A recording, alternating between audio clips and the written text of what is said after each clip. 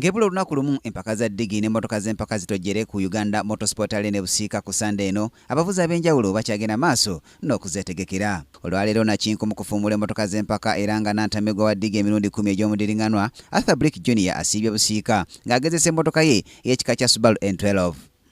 Brick ategeezezza nti emmotoka ye ebadde n'ekizibu kya center diff ng'amaze okukitereeza era nga kati alinze bulinzi kufaafagana. Twetegekera empaka zino ezigenda okubeerawo ku weekend eno ku Sande wano e Busiika, era we tuli tuzze kutestinga mmoloka eno ya first center diff we twali mu circuit yaggwa ya KCC Festival, naye yayingiddewo eggulo era twagisibyemu. Kati tubadde tutestinga kulaba nti tugisetinga etambule bulungi nnyo. Brick aweze kufaafagana ne Nantamegwa wa ddigi omwaka oguwedde era nga ye kapiteni wa ttiimu y'eggwanga Maxime Van P okulaba nga mulemesa okweddiza engule ya ddigi ey'omwaka guno.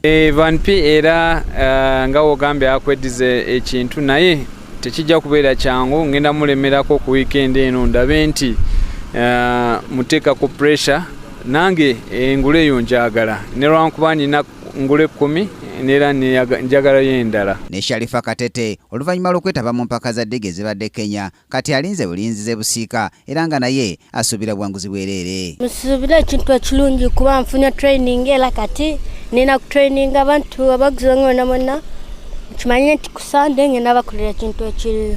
Ate okuvaako emukono aba ttiimu ya Kawunyemu nga bakulembeddwamu omuvuzi waabwe Samuel Muhammad Bwete nabo beetesitese bulungi okuvuganya mu mpaka zino ez'e Busiika era nga nabo basuubira buwanguzi bwereere. Kawunyemu tuyina kye tufumba mwaka ogujja, twagala kuyingirawo na kyuma kipya, twagala ku upgradingamu naye kati omwaka guno kasooke tumalewo eno ng'era tubasuubira abawagizi baffe mujje Busiika tugenda baayo nnyo n'amaanyi tubaweemu era tusuubira nti sprint tugenda gikola bulungi kuba bye tusinga otegeera ebyo kuviira ddala ku street. Zino z'empaka za ddigi ezisembayo kalenda y'eggwanga era ng'embiranye eri wakati wa Nakinku Arthur Brick Jr. ne Nantamegwa empaka zino omwaka oguwedde ng'alubira kuzeddiza omwaka guno Maxime Van P. Maxime Van P akulembeddemu n'obubonero 24 ng'asinga ku Arthur Brick Jr. ali mu kyokubiri obubonero 37.